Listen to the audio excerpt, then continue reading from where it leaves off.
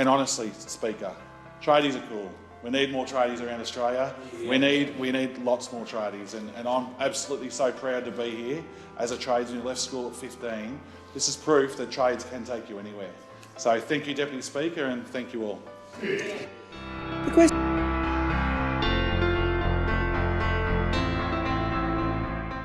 And I call the member for Hunter. Thank you, Deputy Speaker. I rise to speak on revitalising national planning in Vocational Education and Training Bill 2023. Vocational education and training is a matter of national importance. Without it, we cannot continue to grow and build our nations and skills and services which every Australian relies on. Whether that be a mechanic to fix their car, a plumber to unclog their dunny, or an early childhood educator to educate their children, will be hard to find. The jobs which require vocational education and training make up the backbone of our nation. But until we came into government a little over a year ago, that backbone was struggling because the former government never had, and never understood how important vocational education and training is. Because they never understood it, they never respected it. And as a result, our vocational education and training system was neglected and left crying out for help. But, Deputy Speaker, I suppose this would happen when a government doesn't have anyone who's done a real day's work in their life on their side anyway. I stand here today as an example of what opportunities of vocational education and training can provide. When I was 15, I finished school and went to TAFE to become a fitter and turner. Thank you. This gave me opportunities for good, secure employment for most of my life. I have done jobs that really do help to keep our country running, like working in the mines also. I'm proud to be a tradie, and I'm proud of my qualification that I was able to get because of vocational education and training. I know that school isn't for everyone, and that's okay, Deputy Speaker. School certainly wasn't for me, but that doesn't mean that you don't still have to have a lot to contribute to society. University is great, and we should be encouraging young people all around Australia to study at uni if that's what they want to do to achieve their dreams. Finishing school and going to uni just isn't the dream for every young person. And Speaker, this is a good thing, because at the end of the day, our country would get by just fine if we had a shortage of students studying an arts degree. But if we had a shortage of builders or mechanics or early childhood educators, like we already have started to see, our country begins to struggle. We need people getting a trade or a diploma because it's these people who will build our country and help us keep it running.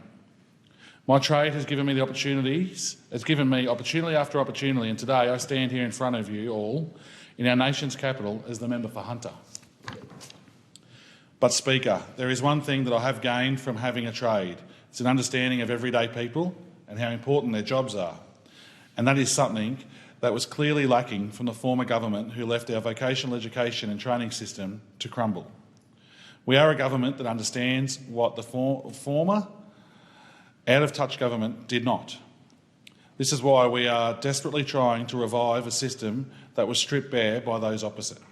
Right now, Australia has a lack of skilled workers, which has created one of our biggest economic challenges in decades. This is an issue that requires urgent action, and urgent action is what has been taken by this government, by the commencement of two major initiatives that will improve the way in which skills are delivered to the labour market in the future. The first initiative is Jobs and Skills Australia. The main role of Jobs and Skills Australia is to inform policy and provide independent advice to government on what the workforce needs right now as well as into the future. Jobs and Skills Australia look at the whole of the economy and identifies where skills shortages exist currently and project where they are likely to be in the future. They won't just focus on the where, but they will also focus understanding why and the how shortages exist. The work done by Jobs and Skills Australia will be valuable to many who are important in the Australian workforce, including industries, training and education providers and state and territory governments. Not only will Jobs and Skills Australia help in resolving the skills shortage we are currently facing, but it will be there to provide advice in order to prevent us from ever getting into this kind of situation again in the future. Jobs and Skills Australia will also look at how we can improve education and employment outcomes for people who have historically experienced labour market disadvantage and exclusion. Some of these people may include those who are disadvantaged by age, health, gender, disability, culture, language and socio-economic backgrounds. We in the Labor Party believe that regardless of any of these factors, you should be able to gain meaningful skills and education, and you should be able to put these skills to use and set you up for the rest of your life. This is good for those gaining new skills, and it also helps us to respond to our current skills shortage. Our second major initiative is the creation of 10 industry-led jobs and skills councils. These councils across a broad range of sectors in all parts of our economy will provide Australian industry sectors with a stronger, more strategic capacity to ensure training is relevant to their needs, and that Australia's vocational education and training provision delivers skills that provide workers with opportunities for secure jobs and career progress. To put it simply, these councils are about making sure that the training provider through our VET programs provides businesses with well-trained and useful employees and sets them up for a career in a sector of their choice. The Jobs and Skills Councils will do this by working with educators and training providers to develop world-leading qualifications for workers and employers. They will draw on the best of industry knowledge and expertise of educators and be critical in developing the skills of our workforce, the skills our workforce and economy needs. They're already onto the job of addressing our skills shortage, with their first major task being to consult across their industry sectors to develop workforce plans that address both existing and emerging skills needs.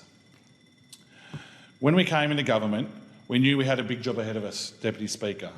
The previous government completely trashed our VET system, so much so that occupations on a skills shortage list jumped from 153 to 286. Speaker, this is a national embarrassment. We are a country which is built by a highly skilled workforce. We have always punched above our weight on the world stage because of the quality of our skilled workforce. But now, according to the OECD, Australia is experiencing the second most severe labour shortage in the developed world.